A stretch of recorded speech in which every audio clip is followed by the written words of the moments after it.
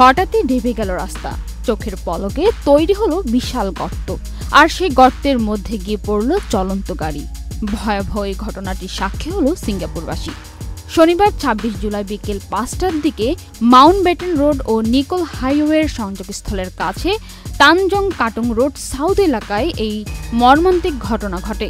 প্রত্যক্ষদর্শীরা জানান, এক নারী গাড়িটি চালিয়ে যাচ্ছিলেন। ঠিক সেই সময় হঠাৎ করেই রাস্তার একটি অংশ দেবে গিয়ে বিশাল একটি সিঙ্কহল তৈরি হয়, যা সঙ্গে সঙ্গে পানিতে ভরে যায়। পানিতে ভরা সেই গর্তে নিয়ন্ত্রণ হারিয়ে পড়ে যায় তার গাড়িটি।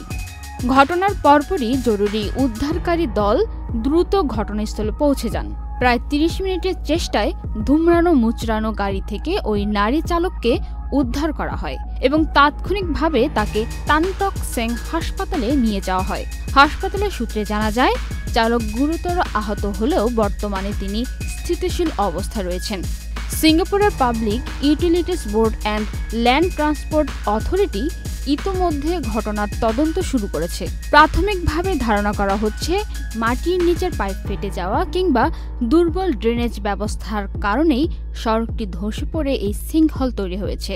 ঘটনার পরে রাস্তার ওই অংশ বন্ধ করে দেওয়া হয়েছে এবং রাস্তা মেরামতের কাজ শুরু করেছে কর্তৃপক্ষ। একই সঙ্গে এলাকাবাসী ও পথচারীদের ঘটনাস্থল এড়িয়ে চলার নির্দেশ দেওয়া হয়েছে। এই দুর্ঘটনা সিঙ্গাপুরের সড়ক অবকাঠামোর নিরাপত্তা নিয়ে নতুন করে প্রশ্ন তুলেছে।